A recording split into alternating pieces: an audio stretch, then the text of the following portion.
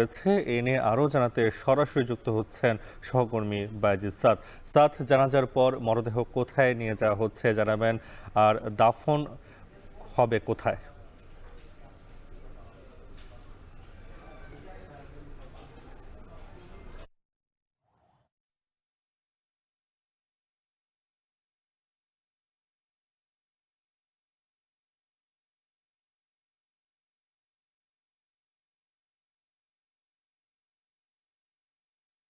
বলছিলেন কিছুক্ষণ আগেই ঢাকা বিশ্ববিদ্যালয়ের শিক্ষার্থী এবং সারেফ রহমান হলের ছাত্রদলের নেতা শাহরিয়ার আলম শাম্মের জানাজা সম্পন্ন হয়েছে ঢাকা বিশ্ববিদ্যালয়ের কেন্দ্রীয় মসজিদে। এবং এই মুহূর্তে আসলে তার লাশবাহী যেই গাড়িটি রয়েছে সেটি তার গ্রামের বাড়ির উদ্দেশ্যে অর্থাৎ সিরাজগঞ্জের উদ্দেশ্যে রওনা দিয়েছে। এবং আমরা দেখতে পাচ্ছি যে তার সহপাঠী যারা ছিলেন, তার রাজনৈতিক নেতৃবৃন্দ যারা ছিলেন, তাদের কিন্তু আমরা একটি ঢল দেখতে পেয়েছি। এবং কিছুক্ষণ আগেই জানাজা হয়েছে যেখানে বিএনপির কেন্দ্রীয় নেতারা ছিলেন এবং সাম্যের যারা সহপাঠী বা তার রাজনৈতিক যারা বন্ধু ছিলেন তারা কিন্তু সবাই সেখানে উপস্থিত ছিল এবং একটি বেদনা বিধুর একটি পরিস্থিতির সৃষ্টি হয়েছে আমরা দেখতে পেয়েছি। এবং এই মুহূর্তে কিন্তু আসলে তার যেই লাশবাহী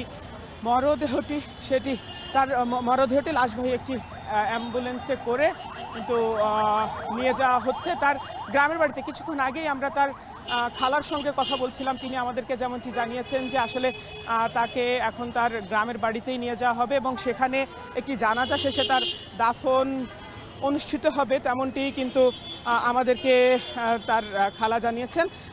মূলত গতকাল সোহরাওয়ার্দী উদ্যানে দুর্বৃত্তের ছুরিকাঘাতে শাহরিয়ার আলম শাম্য সে নিহত হন এবং এ ঘটনায় কিন্তু 3 জনকে ইতিমধ্যে পুলিশ গ্রেফতার করেছে। এবং তারা বলেছে যে এই শাম্যের হত্যাকাণ্ডের ঘটনায় যে 3 জনকে গ্রেফতার করা হয়েছে তাদের আইনি যে প্রক্রিয়াটি রয়েছে সেটি চলমান রয়েছে। এবং সেই পাশাপাশি এই বিষয়ে ঢাকা বিশ্ববিদ্যালয়ে যেই গত কিছুদিন ধরে এরকম ঘটনা ঘটছে, এক্ষেত্রে নিরাপত্তা ব্যবস্থা যাতে জোরদার করা হয় সেই বিষয়টিতেও কিন্তু ছাত্রদলের যারা নেতাকর্মী রয়েছেন, সাধারণ শিক্ষার্থী যারা রয়েছেন, তারা কিন্তু এই বিষয়টির উপরে গুরুত্ব দিয়েছেন। আমরা ঢাকা বিশ্ববিদ্যালয়ের কেন্দ্রীয় যে মসজিদটি রয়েছে সেই মসজিদের ঠিক সামনে রয়েছে। আমরা এতক্ষণ দেখছিলাম যে তার সহযোদ্ধা যারা ছিলেন তারা কিন্তু এখানে উপস্থিত ছিলেন এবং তারা সাম্যের সঙ্গে কাটানো যেই সময়গুলো বা তার সব কিছু নিয়েই কিন্তু তারা কথা বলছিলেন এবং তারা একটি বেদনা বিধুর পরিবেশ আসলে এখানে সৃষ্টি হয়েছে তেমনটি কিন্তু আমরা দেখতে পেয়েছি। আর সাম্যের যেই মরদেহ সেটি তার গ্রামের বাড়ির উদ্দেশ্যে এখন রওনা হয়েছে।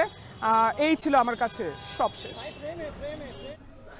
ঢাকা বিশ্ববিদ্যালয়ের শিক্ষার্থী নিহতের ঘটনার সবশেষ খবর জানাচ্ছিলেন বায়েজিদ সাদ।